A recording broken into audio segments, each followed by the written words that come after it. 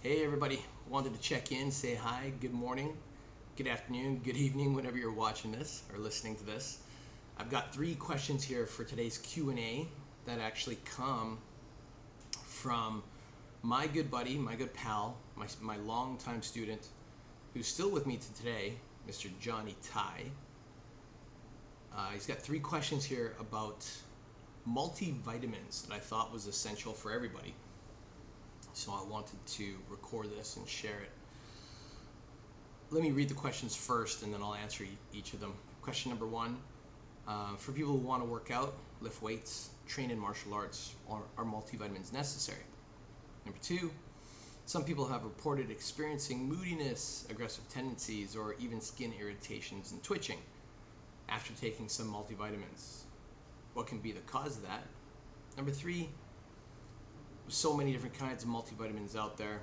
How does one go about picking the right one for them if their goal is to maximize their workout? Good questions, really good questions. Let me handle each of these one by one. First one, for people that want to work out or lift weights or train in martial arts, are multivitamins necessary? Generally speaking, I would say yes. And the reason for that is simple. Living sedentary, for example, our bodies need a very minimal amount of vitamins because everything's being used in our body, but it's not being pushed. The moment we push something, the moment we push anything, the moment we start adding more resistance to anything, it requires a lot more of the essential ingredients that make that thing stronger. So for example, let's say this is a car. Let's say your body is a car. If you are driving at 50 kilometers an hour, day in, day out, you're driving your car maybe 4 days, 3 to 4 days a week, and you're driving your car maybe, excuse me, maybe this thing's choking me a little bit, my shirt. And let's say you're driving 5 kilometers a time, or 2.5 miles at a time. Well, how often are you going to have to do your oil changes? Well, you probably have to do it as everyone else does, the standard 3 months to 4 months, or some places will recommend every 5,000 to 8,000 kilometers. What kind of oil would you need? Well, depending on your car, if you got a regular car, chances are you probably just need regular oil, right? But let's take that exact same scenario and let's flip it around. Let's say you're pushing your car to 100 kilometers or 100 kilometers an hour, right? So you're not super flooring it, but you're flooring it pretty hard at times. Let's say you're driving your car 50 kilometers a day or 25 plus miles per day, give or take. And let's say you're driving that thing 6 days a week. Well, you could only imagine how much wear and tear that's going to put on your car, right?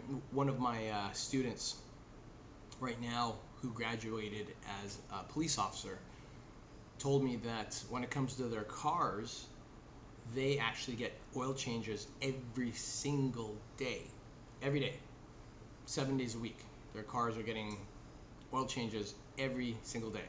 And I thought, holy crap, that's crazy. Like, I could only imagine how much that cost. And he said, well, imagine how much it's going to cost to replace the engine or replace the whole car. The reason is because they're, police officers, depending in the city, generally speaking, for most major cities, they are driving their cars easily 100 kilometers a day. So in 10 days, they've racked up 1,000 kilometers. They're flooring their cars from 0 to 60 in seconds because they're first responders. They got to get to places fast. So the amount of wear and tear that's on their cars is enormous. The oil represents the nutrition for the car, because if they leave dirty oil in there, well, guess what? That car is going to break down really quickly. When it comes to your body, it works the same way. Anything that requires resistance, some form of resistance training or exertion training. Construction next door, don't mind the extra noise. It's going to be pushing your body, so your heart rate's going to go up. Your muscles are going to get fatigued. Your body is going to be forced to start pushing itself in order to grow new muscle tissue, in order to add more oxygen cells inside your lungs, in order to build a stronger heart.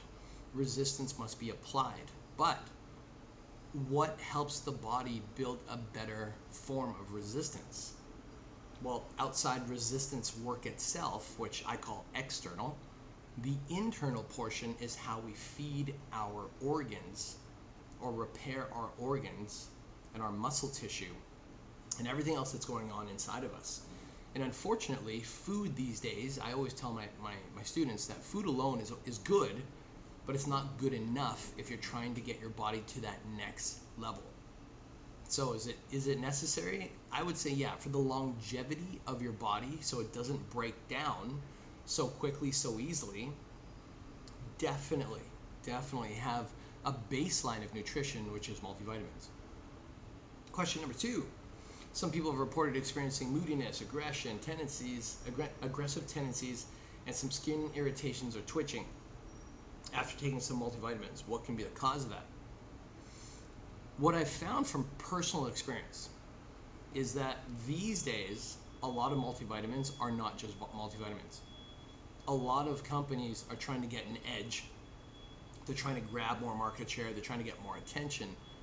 So a lot of times, not always, but a lot of times, a lot of these companies will put in extra stuff into their multivitamins so they can make better claims.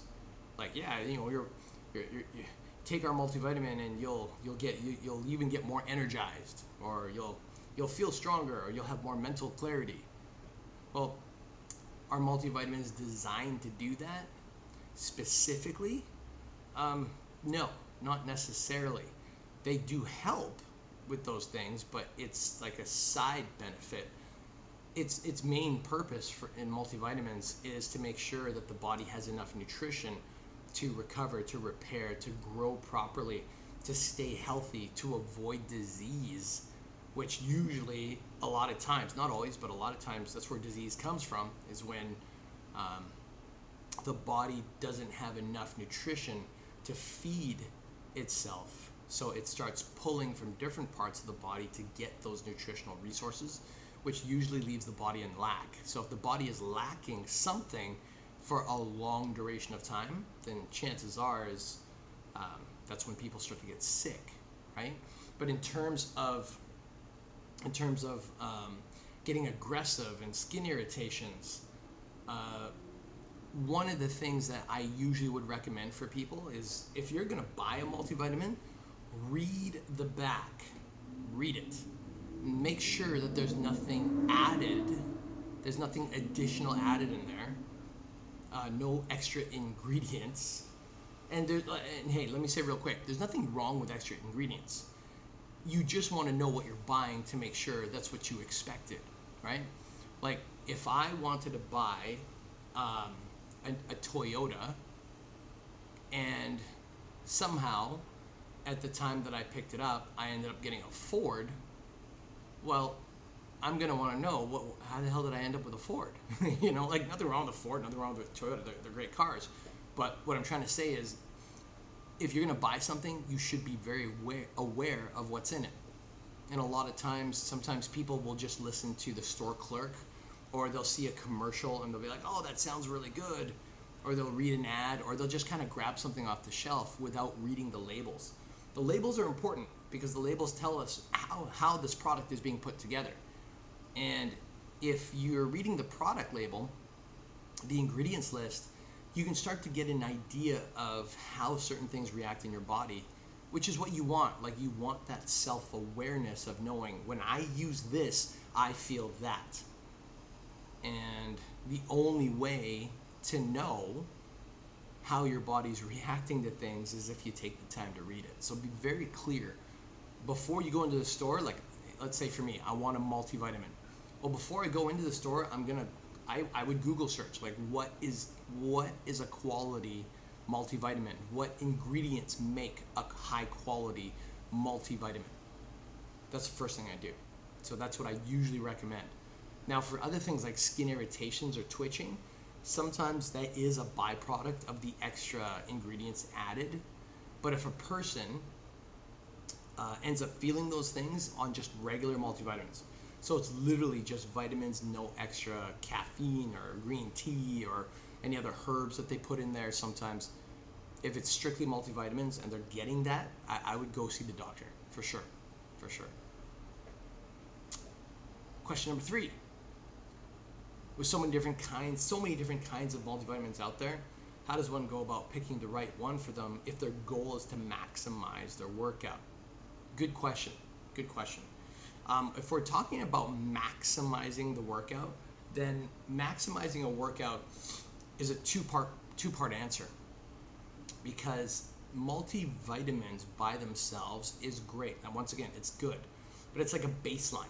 It's like the example I talked about earlier with changing your oil every day if you're driving your car 100 kilometers an hour, or 100 kilometers at 100 kilometers an hour every day. Like, it's just a lot of wear and tear, right? But going back to the car, is that the only thing that would help a car perform better?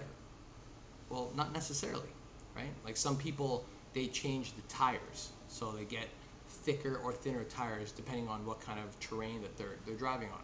Sometimes they end up getting superchargers or NOS or something crazy into their engine to make the horsepower kick up, to make the whole engine just run a lot more powerfully. Sometimes they change the exhaust. Sometimes they add a fin in the back, so if they're going high speed, then it helps push the car down instead of the car lifting up when it's doing 250 kilometers an hour.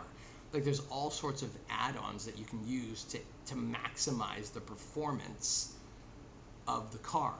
Well, when it comes to maximizing the workout, multivitamins alone are good, but usually they're not enough, because vitamins help the organs.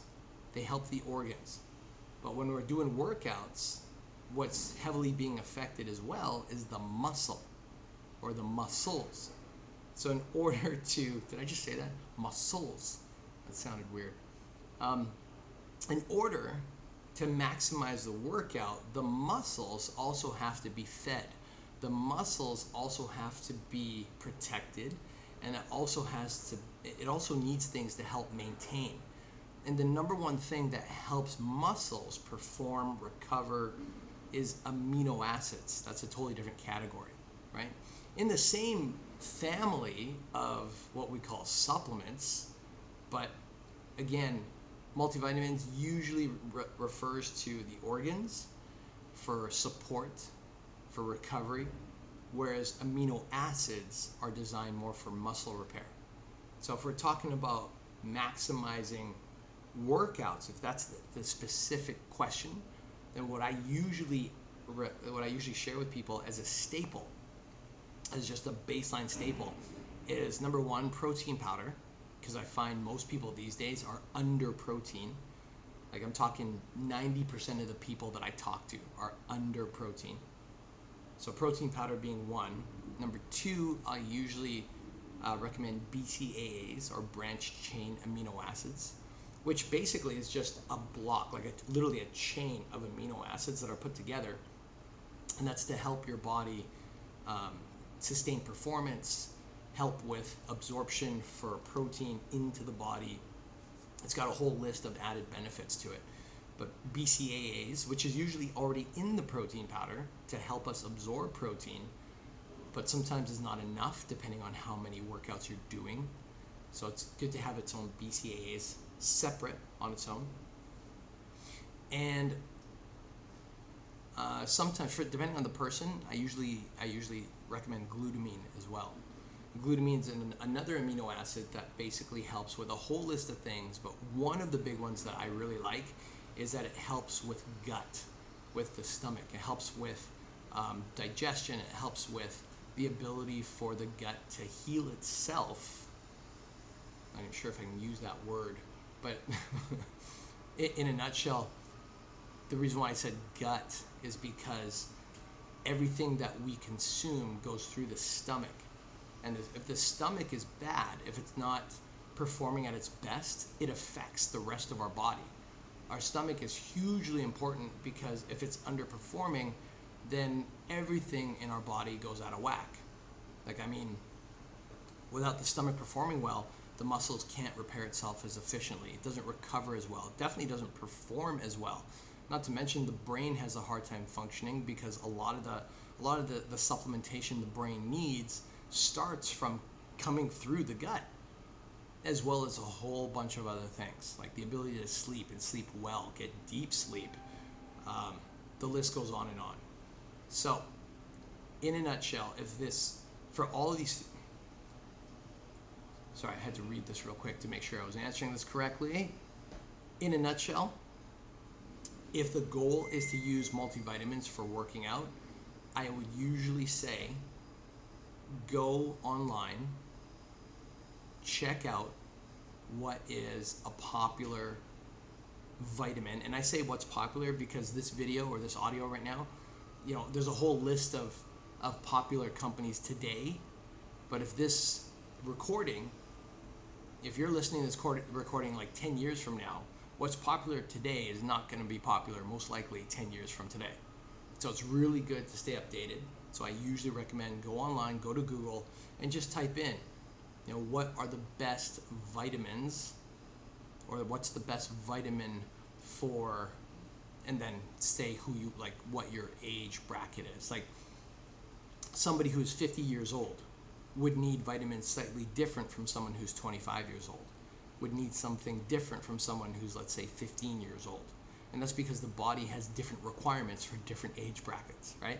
So for me, being at this time of my life, I'm 42, so I would type in something like best multivitamins for an athletic 42-year-old male. And then I would go through the list, I would look for the reviews on each of those vitamins, and I would see what other people had to say.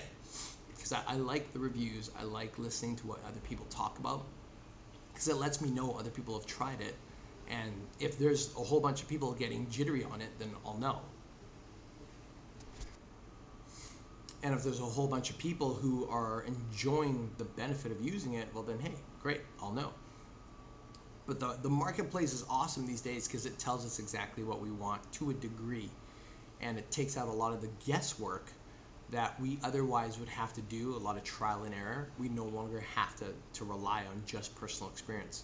We can use the experience of other people, and especially if it's a popular product, so we can decipher and make better decisions for us on whether or not this is a quality product for our particular needs.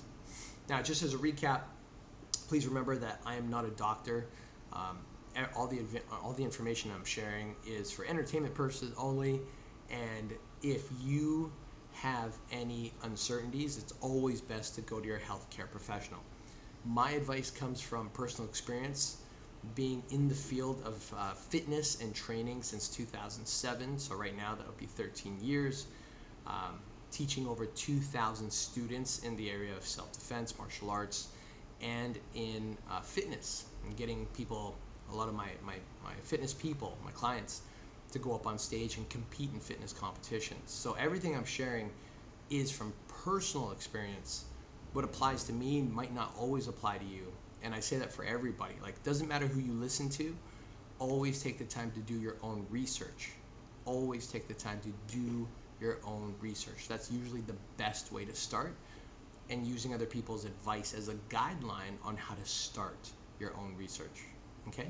So hope that helps. Have yourself a great day whenever you're listening, and we'll talk soon.